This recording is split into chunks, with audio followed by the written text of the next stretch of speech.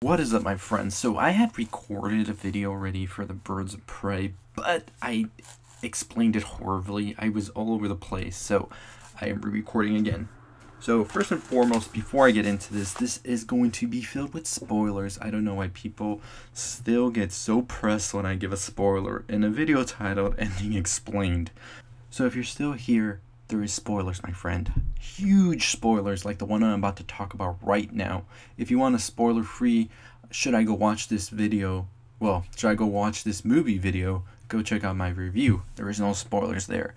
But let's just get right into it with my biggest grievance in the film, and that is why you gotta kill Black Mask. So, that is my biggest grievance. I've said it already many times, and I'm gonna keep saying it on this video. It made absolutely no sense why you would kill a character that was so built up great. And I'm like, come on, DC, why? Well, then again, DC does do this a lot, if I'm remembering right. We had it with Zod, and yeah. So, Zod was a great villain, and I would have loved to see a little bit more of him, but nonetheless, DC can do whatever the hell they want. But I just want to say that they are in that Marvel-ish thing where they kill off very, very good villains before they even have a chance to develop even more. But anyways, let's just get right into this movie. So, the movie basically follows Harley Quinn's breakup with the Joker.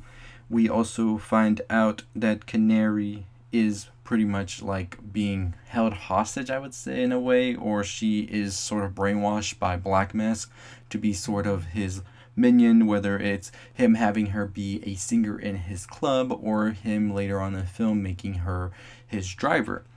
And we see her and Harley meet up at the club because Harley's going through it. She's going through the breakup, so she's pretty much getting like shit-faced every night. And we also learn about the other characters in this film through flashbacks, and the movie does take a lot of timeline jumps back and forth, which is pretty cool. But it does at points take you out of the film, as I said in my review. Huntress' backstory is more laid out than anybody else's, I would say, besides Harley. We find out that her family was a mob family, and her family was gunned down, and she is pretty much taking revenge because of that. Montoya, the police officer detective, is also somebody who is dealing with shit at her work where she is not being respected by everybody, and pretty much people are taking credit for things she has done, so she hasn't been able to move on up. Then we get to the plot of the film, and that is Black Mask, Ewan McGregor, which he did a tremendous job in his role, trying to get a diamond that will lead to a fortune from Huntress's family. And pretty much, so this diamond is picked up by Victor Zsasz and Canary on a run, but then Cassandra Cain, who we find out is also Canary's like neighbor, is pickpocketing one day throughout the streets and what have you. She pretty much pickpockets Victor Zsasz, takes the diamond, and that is our plot of the film now. Everybody's trying to get this diamond. So Harley Quinn comes into the situation when Black Mask finds out that she has broken up with the Joker. He's like, good, now I can finally kill her without any repercussions, because everybody's pretty much terrified of the Joker. They don't want to mess with him. So if they mess with Harley, they're messing with him. But now that she is alone, they're like, now we can go after her. Harley is like, wait, I heard you're looking for a diamond. I can find you that diamond. If I don't find it, you can kill me. Black Mask is like, alright, do that, whatever. But he's like, you know what, maybe she's not going to find it. I still need somebody to get this. So he's like, bounty on Cassandra Cain, $500,000, get me that diamond. So everybody in Gotham is after Cassandra Cain now. Canary finds out about this as well. She informs Montoya as she starts working with her under, like, basically, like, you're my new informant. That's what Montoya says. And if Black Mask finds out, damn. Which he does actually find out, and it creates more tension than needs to happen. So now we have Montoya, Canary, Harley, Black Mask, and all of Gotham after Cassandra Cain, which creates a lot of tension for Harley because she has grown fond of Cassandra Cain. But after everything that's happening, she's like, yeah, I can't do this, kid. I'm risking my life. So she tells Black Mask, I'll give you the diamond, I'll give you the kid, but get like these people off of me. They end up having a meeting at a old place where her and the Joker were like little house, I would say, but it's sort of an abandoned funhouse. There we have our showdown where everybody from Canary, Montoya, Huntress, Black Mask, Harley, Cassandra Cain, and his goons, Black Mask's goons, all meet up, and they're like, alright, what's gonna happen? Turns out Black Mask is not just going after Cassandra Cain now, he is going after Huntress for killing Victor Zsasz. He is going after Canary for betraying him. Montoya, of course, has the case on him, and Harley for not giving him the diamond in the first place. So he's pretty much pissed at this point, donning the Black Mask, and I was just like, holy shit. It looked like a video game at points too, which was pretty cool. I usually do say when movies do that, it kind of takes you out, but this was a pretty cool scene with Black Mask. We finally see the showdown happen, and the girls are like, you know what, we gotta team up. That's the only way we're gonna get out of this, because he wants us all dead, and if we go solo, how the hell are we gonna even live? So they decide to team up to protect Cain and get out of there. Black Mask ultimately does take Cain with him, and Harley chases him down where they have a showdown on the bridge, and you're just like, okay, how's Harley even gonna get out of this, because she has no weapon, and he pretty much has a kid with a knife, and he's like, it's over. Turns out Cassandra Cain actually was able to get a grenade from the lair that the Joker and Harley had and blows Black Mask up, which is my biggest grievance with the film. Why would you kill Black Mask when you put him up so high already, and he would have made such a great villain for a sequel or for a Batman film? But no, he blows up to pieces. You don't even get any ambiguous ending with him with maybe he didn't die. No, you see this man blow up into pieces. So he is dead.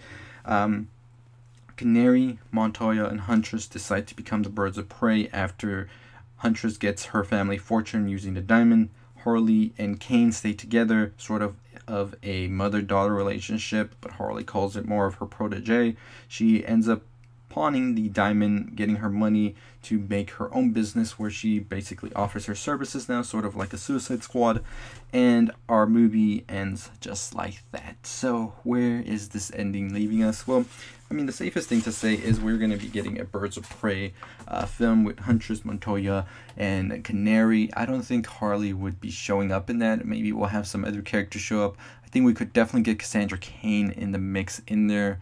And yeah, I thought that the ending was pretty cool though with the Birds of Prey. Definitely would love to see more of that be played out and more of Canary's backstory as well, because we got little hints in there, but nothing really major that made us like, I want to know more about it. That's my thing. I want to know more about her story and where she comes from and why she pretty much ended up with Rome and all this. So I'm excited to see that when it comes out. I think with Harley, we're just going to be going into Suicide Squad. It'd be interesting to see if we do end up getting that Joker and Harley film, which they are very ambiguous with what happens with Jared Leto's Joker, because he's not dead as I thought that they were going to say he is. He's out there still. And we see like a little flashback. It's like a Suicide Squad scene, however. And then there's one scene that you can tell it's not Jared Leto because it's just the back of the Joker, but they filmed it for this film. So I'm not sure what they're going to do with the Joker.